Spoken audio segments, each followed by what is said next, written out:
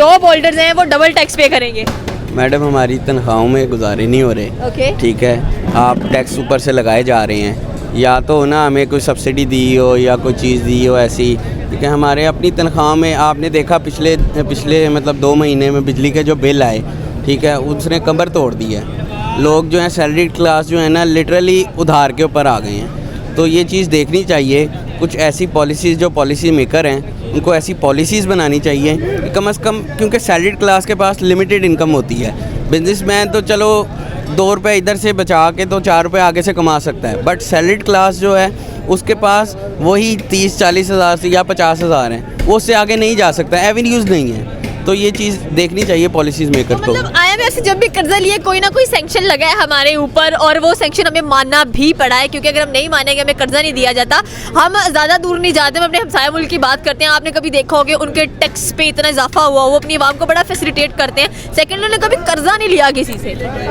Madam देखें, आपने export की पॉलिसीज़ बनाई, अगर हम हमसाए मुल्क की बात है कहाँ पाकिस्तान में? चलिए पहले हमसाया मुल्क की बताएं ना कि इंडिया में क्या है ऐसा कि वो लोग टैक्स फ्री भी नज़र आते हैं। मैं बता देता हूँ, वो टैक्स फ्री इसलिए नज़र आते हैं कि उन्होंने ऐसी पॉलिसीज़ बनाई हैं, ऐसे एवेन्यूज़ तलाश किए हैं। आज क्यों मल्टीनेशनल कंपनीज़ जो हैं वो उनके मुल्क में आ रही हैं, एक मार्केट उन्होंने बिल्ड की है कि जी आएँ हमारे साथ बिज़नेस करें। वो टेक्नोलॉजी शिफ्ट की तरफ बात करते हैं, मतलब कहते हैं कि हमारे साथ टेक्नोलॉजी शेयर करें। ठीक है, तो कंपनीज़ जो है मार्केट देख के खुद ब खुद आती हैं।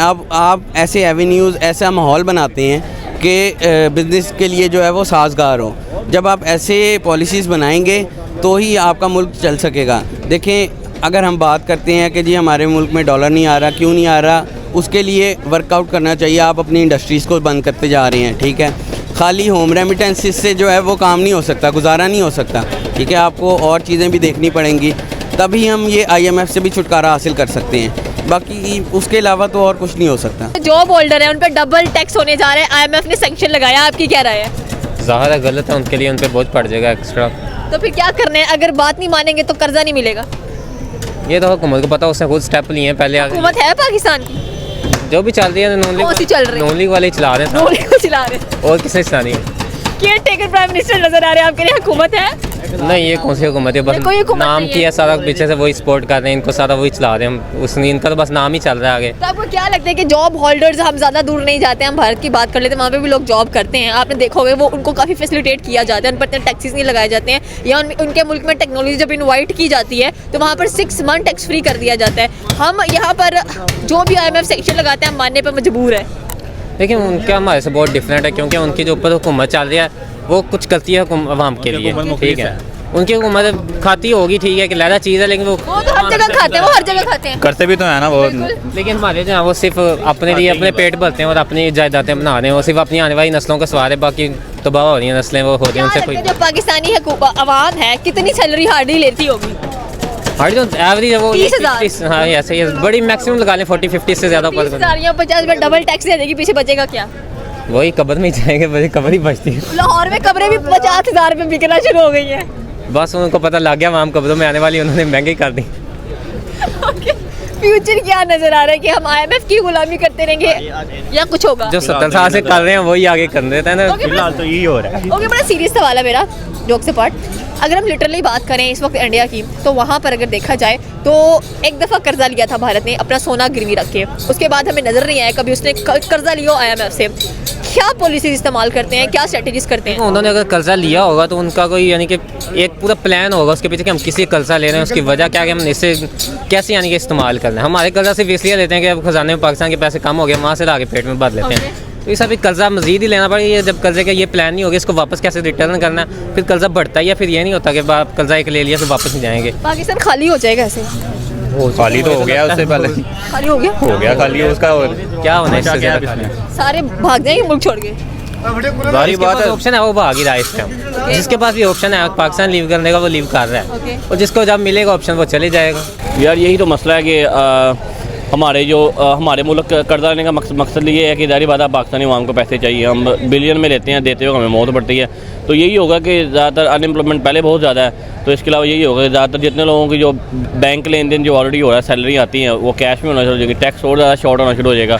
लोग पहले हमारे यहाँ टैक्स से बड़ा घबराते हैं, हम लोग टैक्स ही ना पे करते, इस वजह से ना हमारे पे पैसे लगते हैं। तो यही होगा कि जिन लोगों को बैंकों में सैलरी आती है वो फिर कैश फॉर्म में जाएगी, आधे से ज़्यादा जो बैंकों की ट्रांजेक्शन वो रुक जाएगी, मुल्क बिल वहीं पे आगे खड़ा हो जाएगा जहाँ पे पहले खड़े हैं हम लोग। तो IMF तो जारी बात है, हमें एक शर्त माननी पड़ेगी उनसे, कर्ज़ई मुल्क कर्ज़ई हम उनसे लेकर कर्जा लेते हैं, तो वो कोई ना कोई सिचुएशन डाल रहे थे। आज ये पेट्रोल की तो जो मतलब तो सूरत हाल ये है- हुआ कि जो पाकिस्तान है वो तो IMF चला रहा है, पाकिस्तान में तो फिर प्राइम मिनिस्टर की बिल्कुल ज़रूरत ही नहीं है, क्यों रखा हुआ है हमने कोई प्राइम मिनिस्टर, या क्यों इलेक्शंस करवाने जा रहे हैं।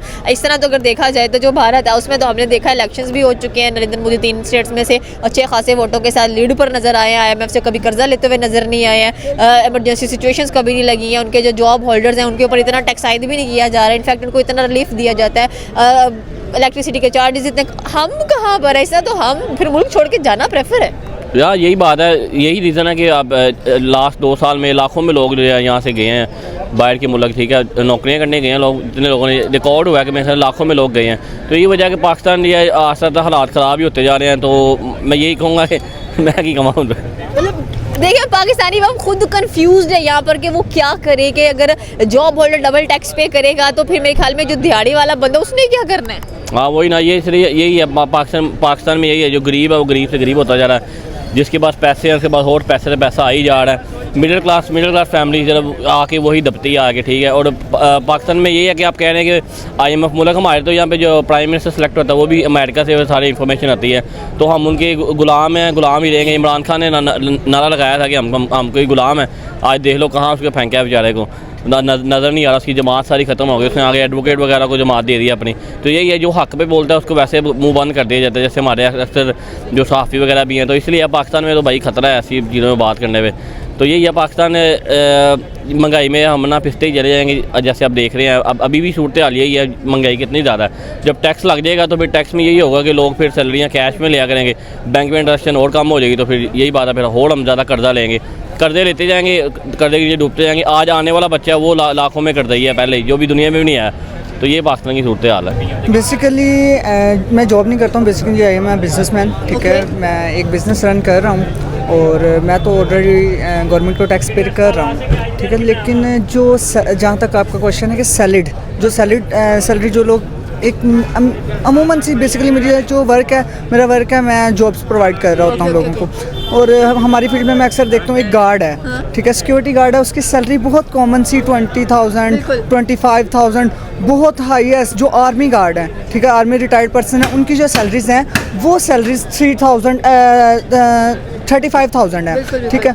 डेफिनेटली एक आटे का तोड़ा देखा जाए, कम से कम 10 किलो का तोड़ा अगर एक घर के अंदर 5 से 6 लोग हैं, ठीक है, 4 से 5 दिन के अंदर ख़त्म हो जाता है। 1,000 रुपये का वो तोड़ा है, मतलब अगर एक महीने में 5 तोड़े वो खा रहा है, मतलब 10,000 का, 5 से 10,000 का तो वो आटा ही ले रहा है। घी, चीनी, दालें, उसके बाद अगर कोई रेंट पे है, ठीक है, 15 से 20,000 उसके घर का रेंट है, 5 से 10,000 रुपया बिल आ जाता है, टैक्स हर चीज़। हम क्यों मजबूर हैं IMF की बातें मानने के लिए?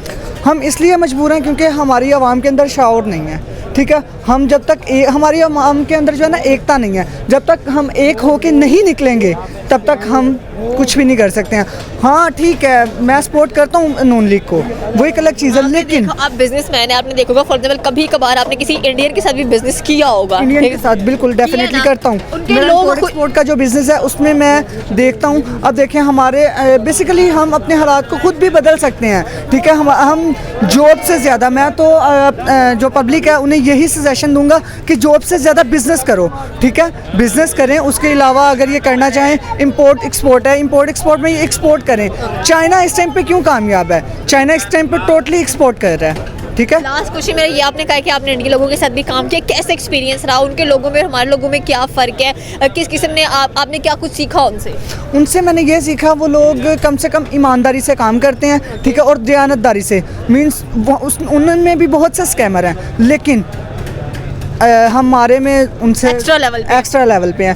वो स्कैमिंग कम करते हैं, लेकिन ये है कि अगर हार्ड वर्किंग बहुत है, हार्ड वर्कर्स हैं और उन्हें इवन के वो हमेशा से मैं देखता आ रहा हूँ डबल ड्यूटीज़ करते हैं। मेरे साथ बिजनेस भी कर रहे हैं लेकिन वो जॉब्स भी कर रहे हैं, ठीक है। लेकिन हमारे यहाँ पे 8 ये हुकूमत उनको रिलीफ भी दे रही है, डबल टैक्सेस नहीं लगा रही। डेफिनेटली टैक्सेस बहुत कम है। जो तो बिजनेसमैन है उनके बिजनेसमैन टैक्स पे करते हैं और सैलरीड पर्सन टैक्स पे नहीं करते हैं, लेकिन हमारे सैलरीड पर्सन टैक्स पे करते हैं और बिजनेसमैन टैक्स पे नहीं करते हैं, ठीक है। ओके, अस्सलाम वालेकुम। ये थी पाकिस्तानी आवाम की राय, बल्कि आम आवाम की राय कि IMF जितने मर्जी सेक्शंस लगा ले, डेफिनेटली पाकिस्तानी है, हमें वो पूरे ही करने पड़ेंगे, अदरवाइज हमारा जो मुल्क है वो चल नहीं सकता। आपकी क्या राय है, आप हमें नीचे के कमेंट सेक्शन में बता सकते हैं। हमारे चैनल को सब्सक्राइब करना बिल्कुल मत भूलिएगा। तो मिलते हैं अगली वीडियो में। अल्लाह हाफिज़।